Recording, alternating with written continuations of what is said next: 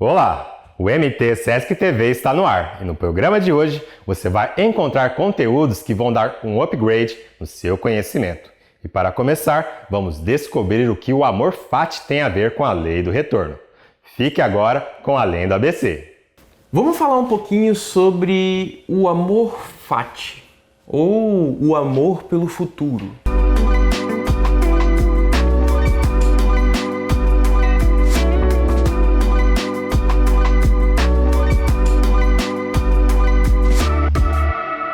Para a gente entender o que seria esse amor fati aí, esse conceito aí do nosso grandíssimo Nietzsche, né, que é um dos filósofos mais famosos que existem aí, né, ali junto com Sócrates, Platão, né, é um filósofo extremamente conhecido que é o Nietzsche.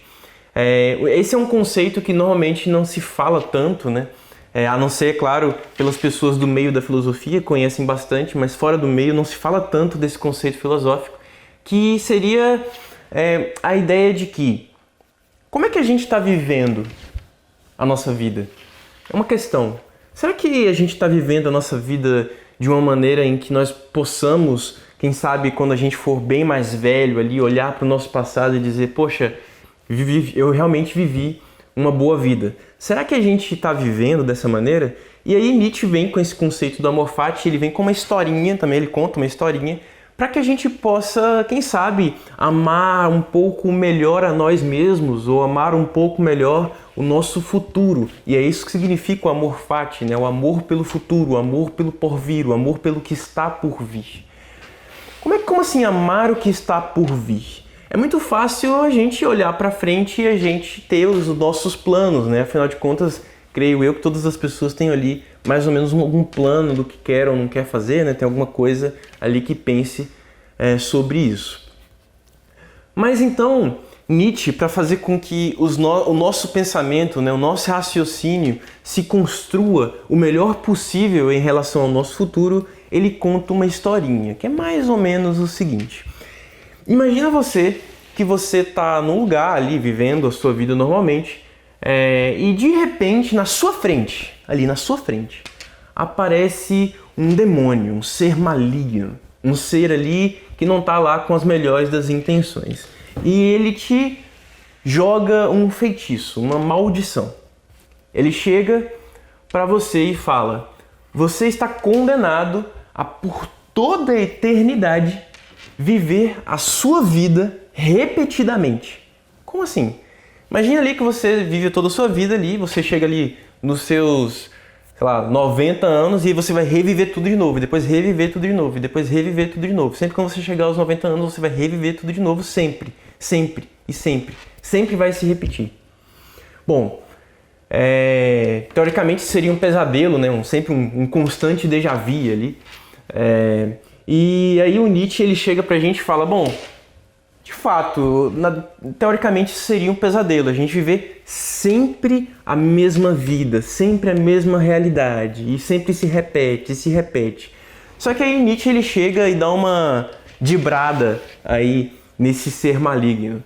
Ele dá ali uma proposta, uma sugestão pra gente. Tá, beleza, você vai sempre viver a mesma vida, mas e se daqui pra frente você escolhesse as mesmas coisas, porém você escolhesse sempre aquilo que vai te realizar, sempre aquilo que vai fazer com que você se sinta você mesmo, sempre vai fazer aquilo que te realiza como pessoa e não aquilo que esperam que você faça, não aquilo que a sociedade espera que você seja, aquilo que a sociedade espera como você se vista, que a sociedade espera que você realize da maneira que a sociedade pensa que deva ser, mas sim você faça as coisas da maneira como você acredita ser interessante, independente do que a sociedade vai dizer ou não.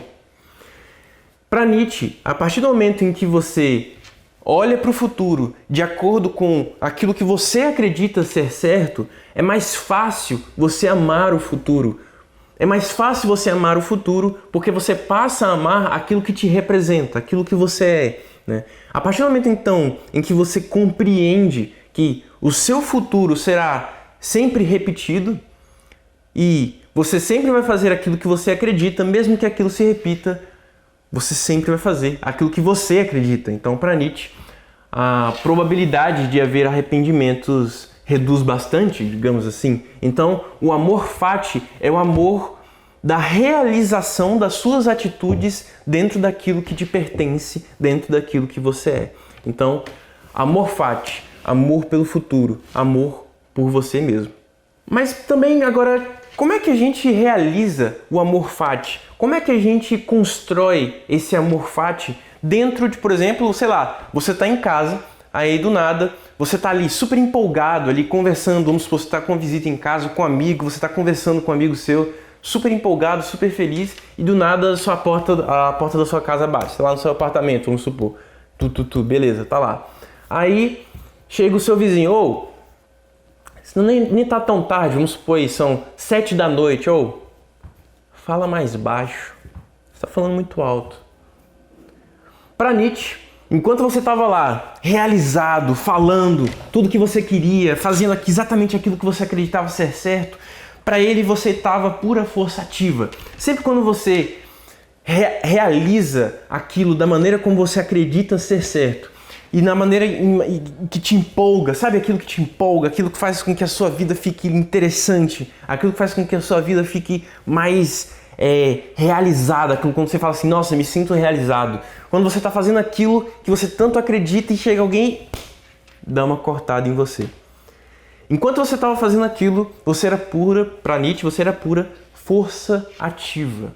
E a partir do momento em que alguém chega e corta você, isso para Nietzsche é força reativa. Para existir uma força reativa antes, é necessário que haja uma força ativa. Ou seja, para Nietzsche, a moral, né, como ela é feita, as leis, as regras sociais, tudo isso é feito por pessoas que não se realizaram e elas precisam das forças reativas para poderem aí, para Nietzsche, como se fosse uma espécie de vingança em relação à força ativa. Poxa, já que eu não consigo me realizar, então eu preciso conter a realização do outro. Isso é força reativa. É aquela força que não admite que as forças ativas sejam realizadas. É aquela força que te contém, que te põe para baixo, sabe? Aquela força que não te deixa seguir em frente, né? Então, para Nietzsche, isso vai acontecer diversas vezes na sua vida, né? E quando Nietzsche diz que se você conseguir ser constante e força ativa em sua vida e não ligar para as forças reativas, né? E superar sempre as forças reativas, aí para Nietzsche você vai alcançar aí uma coisa que é uma condição, eu diria até, para você alcançar o amor fati, né? O amor pelo futuro, que é quase você ser aí o que ele vai chamar de Ubersmash, ou super-humano, super-homem, né? Que ele vai chamar de super-homem, super-humano, que é aquela pessoa que conseguiu superar as forças reativas que nós temos durante toda a nossa vida ali, seja quando a gente está comendo ali o nosso 16º pedaço de pizza e o nosso amigo falou, ô cara, você vai passar mal. Pô, força reativa, você poderia estar lá realizando o seu desejo de comer a sua 18ª pizza de pepperoni, mas não. Tem lá o seu amigo que vai falar para você, não, pô, calma aí, força reativa, deixa o cara comer a 18ª pizza de pepperoni, pô, deixa ele. Então, para Nietzsche, se você conseguiu superar todas essas forças reativas que tem durante a sua vida, você aí é o que ele diria ser o super-homem, né? O Ubersmash, né? Aquele cara que conseguiu ali se sentir sempre bem com as possibilidades futuras, como por exemplo, acho que a pessoa que comeu ali tanta pizza assim, provavelmente não vai estar muito bem do estômago, mas sei lá, ele pode achar isso uma piada, rir da situação e ter história para contar, digamos assim, né? Então, o Ubersmash ele sempre vai conseguir superar as adversidades, independente até mesmo das dores. As dores, o super-homem vai entender como parte do processo, porque ele ama o futuro, ele tem o amor fati, ele ama as possibilidades que vêm a seguir. Ele sai, realiza as possibilidades e as consequências ele compra como a felicidade da realização daquilo que ele é. Então, para Nietzsche, a moral estabelecida, as regras, são sempre ali forças reativas. Mas é claro, Nietzsche não se engana, e ele mesmo diz que o mundo não é dos super-humanos, dos super-homens. O mundo não é das pessoas de forças ativas, mas sim das pessoas de forças reativas, porque afinal de contas, basta você olhar para a sociedade e ver as diversas regras, tanto legais quanto morais. E são muitas coisas que nos contêm, né? Então, o mundo é composto de uma quantidade infinda aí de forças reativas. E para ele, o único ser na história da humanidade que conseguiu ser força reativa, aliás, força ativa e ainda assim conseguiu sucesso na existência são os artistas. Afinal de contas, a arte, enquanto ela está sendo realizada, é pura força ativa e ainda assim, mesmo os de forças reativas o admiram, né? Então, para Nietzsche é importante que a gente sempre analise para que a gente possa ser o mais próximo possível, porque ele entende a quase impossibilidade de ser um Ubersmash, um super-humano. Mas ele diz então que é possível sim você chegar próximo disso, ou pelo menos o mais próximo possível. Bom, pessoal, então é isso, e aí eu pergunto para vocês, até que ponto você é força reativa? Até que ponto você tem amor fati? E aí, até que ponto você tem amor fati? Conte pra gente acessando as nossas redes sociais. O endereço está aqui na tela. Nós vamos agora para o intervalo comercial, mas voltamos já já.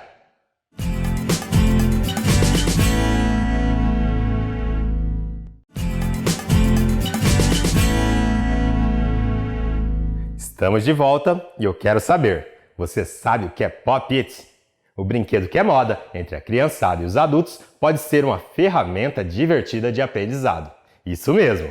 Logo em seguida, vamos aprender juntos sobre a importância da divulgação científica. Fique agora com Além do ABC. Oi pessoal, sejam bem-vindos ao Além do ABC e hoje nós vamos conversar um pouco sobre um brinquedo que está fazendo sucesso entre as crianças e até mesmo entre os adultos.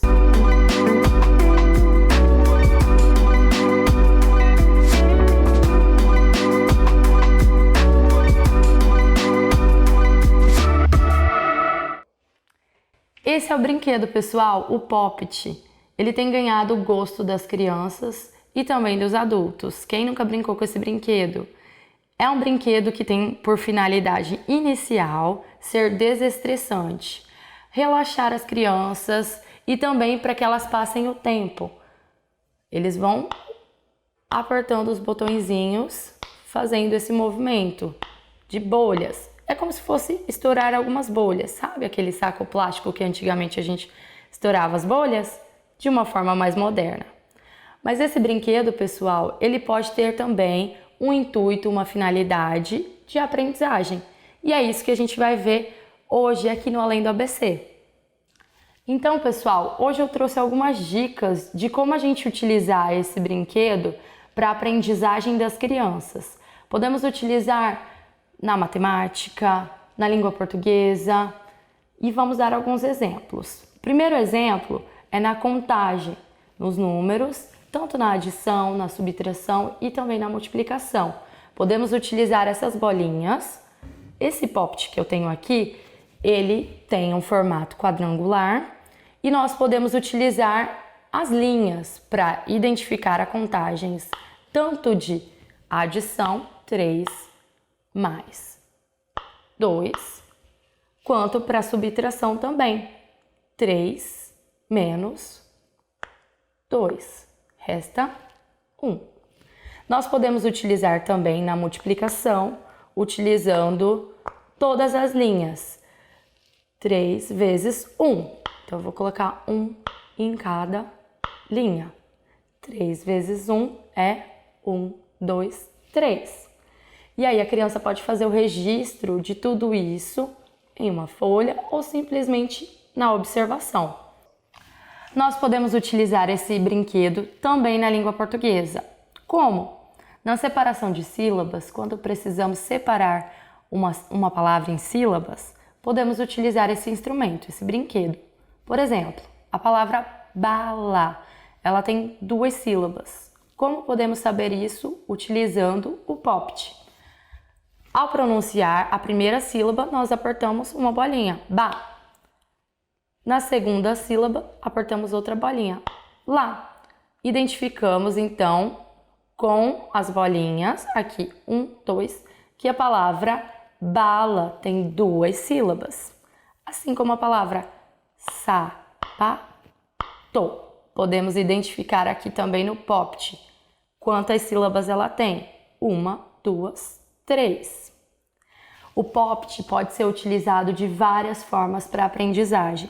Ele pode ser utilizado como raciocínio lógico e no processo de alfabetização. Então, fica aqui algumas dicas de como a gente utilizar na aprendizagem das crianças de uma forma divertida, utilizando o brinquedo POPT, o brinquedo mais famoso do momento. Então é isso, pessoal. Gostaram das dicas para a gente utilizar esse brinquedo e aprender muito? Espero que vocês tenham gostado e até o próximo Além do ABC.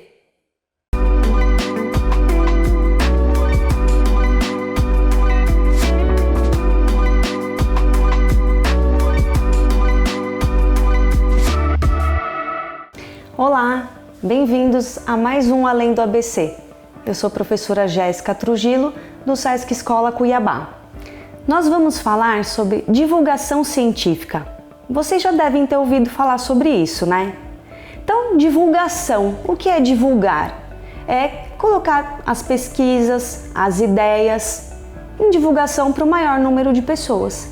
A gente pode divulgar em inúmeros lugares, de formas tanto em papel, em jornal e hoje muito utilizado na internet, nas mídias sociais, nos blogs, nos canais de YouTube, por exemplo. O que é então ciência? Ciência são pesquisas realizadas por diferentes grupos de pessoas que estudam inúmeras coisas de tecnologia, da natureza, nas áreas de medicina, por exemplo, de enfermagem, de mecânica. Então, as ciências são diversos conhecimentos atrelados em prol de um objetivo. Então, a divulgação científica busca trazer dados e conhecimentos numa linguagem acessível para as pessoas compreenderem, ou seja, popularizar a ciência. Então, há uma mudança de linguagem, uma popularização. Não vou dizer que é uma linguagem pobre, não é isso que estou dizendo, mas é uma determinada forma da gente conseguir atingir as pessoas a entenderem determinados contextos que diz respeito à realidade dessas pessoas e que elas possam compreender. O que é isso que eu estou dizendo então? Eu vou ler para vocês um trecho de uma reportagem de divulgação científica. Por exemplo, um menino, um paulistano de 5 anos, fez uma pergunta: por que o coração bate? E aí, uma professora respondeu a partir de um texto de divulgação científica. E ela vai falando: a batida do coração tem um simbolismo todo especial. Ela significa vida, amor, paixão e ansiedade. Mas quando o Pedro Henrique, que é este menino de 5 anos, pergunta por que o coração bate, a resposta precisa ser reduzida a uma explicação biológica. Então nós estamos partindo para a questão biológica. Então a gente entende que o coração tem diversos vieses artísticos, psicológicos, né, dos nossos sentimentos. Mas aqui a professora então começa a embasar em seu artigo de divulgação científica no contexto biológico para responder à questão do Pedro Henrique. Então, ela continua: vamos começar pelo coração já pronto e depois voltamos para o início, quando o nosso corpo ainda estava se formando. O coração é uma estrutura complexa, uma obra-prima que tem 4 câmaras, 2 átrios que recebem o sangue do corpo e o repassam para 2 ventrículos, que então bombeiam o sangue para os grandes vasos. E ele produz seus próprios impulsos, Suas batidas são controladas por sinais elétricos que se espalham pelas células das câmaras cardíacas. Os átrios se contraem primeiro, para depois contrair os ventrículos, e assim surge a batida que a gente conhece. E aí, esse artigo, a professora continua explicando dessa forma. Então, é óbvio que se nós pegarmos uma pesquisa da área da medicina, nós vamos entender o coração de uma forma muito científica, com nomes muito científicos, que eu vou dizer que só os pares conseguem entender, ou seja, médicos conversando com médicos, muitas das vezes. Então, essa forma de escrita nos permite uma aproximação das pesquisas, uma aproximação do que vem sido desenvolvido e também do conhecimento, nesse exemplo, do nosso próprio corpo, que é tão importante para nós.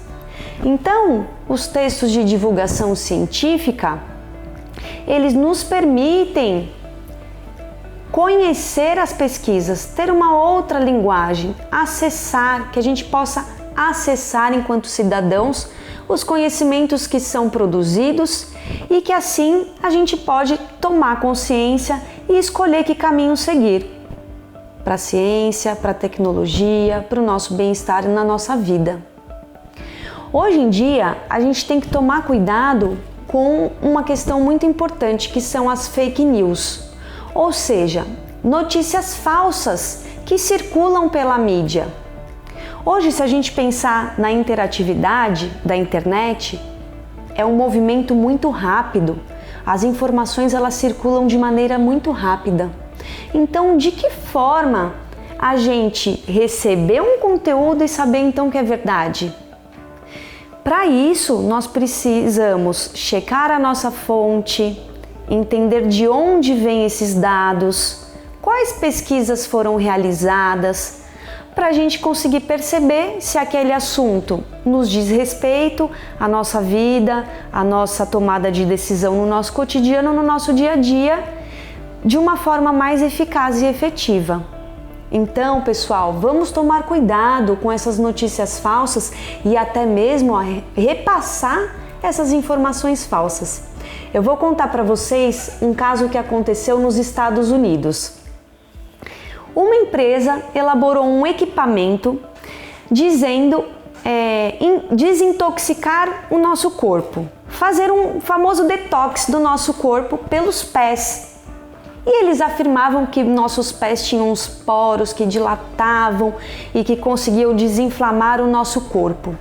Então esse equipamento, as pessoas colocavam os pés dentro desse equipamento e tinham que jogar uma solução de sal na água em que ficava esse equipamento. Com o passar de 15 minutos da pessoa utilizando o equipamento com aquele líquido, o líquido ficava escuro. Então as pessoas pensavam, nossa, realmente está fazendo efeito. Eu estou desintoxicando pelos pés, a água está saindo escura. E aí isso virou uma febre nos Estados Unidos. Todo mundo queria comprar esse tal equipamento que falava, que dizia, que prometia uma desintoxicação. E aí então os pesquisadores foram estudar o que era esse equipamento tão famoso, que na academia, ou seja, nas universidades, ninguém tinha ouvido falar ainda. Então, os grupos de pesquisadores abriram esse equipamento e perceberam que dentro deles tinham vários pregos e que naquela solução, naquele líquido que falavam para as pessoas colocar sal, o sal passava por entre esses pregos e oxidavam os pregos. E em 15 minutos começava a soltar o ferrugem na água. Ou seja, o equipamento ia se deteriorando, se próprio deteriorando, e vendia uma informação de que estavam desintoxicando as pessoas. Então, por isso que nós temos que tomar cuidado com as coisas que nos são colocadas, colocando umas falsas realidades para nós. Então, o que é muito importante dentro da divulgação científica? olharmos a fonte de dados, de onde as pesquisas vêm, como são realizadas, que dados são esses, se foram pesquisas realizadas com as pessoas, quais os resultados e de que formas e maneiras isso pode prejudicar ou melhorar a minha qualidade de vida. Então, a divulgação científica é muito importante da gente estar inteirado nela. Muitas vezes a gente não sabe que tem esse nome, mas nós estamos imersos a esse movimento de divulgação científica. Importante aos grupos de pesquisadores e pesquisadoras promoverem o exercício de, além de publicarem seus artigos e suas pesquisas em revistas reconhecidas nacional e internacionalmente, também pensar na popularização das suas pesquisas, ou seja, como as suas pesquisas vão influenciar na vida e no cotidiano das pessoas, o que é o mais importante, trazer as pesquisas voltadas à nossa vida, ao nosso cotidiano. Esse foi mais um Além do ABC, até a próxima! Eu aposto que no programa de hoje, além de aprender, você se divertiu bastante, né? Então conta pra gente o que está achando da nossa programação através das nossas redes sociais. O endereço está aqui na tela. O programa de hoje fica por aqui, mas amanhã tem mais. Tchau, tchau!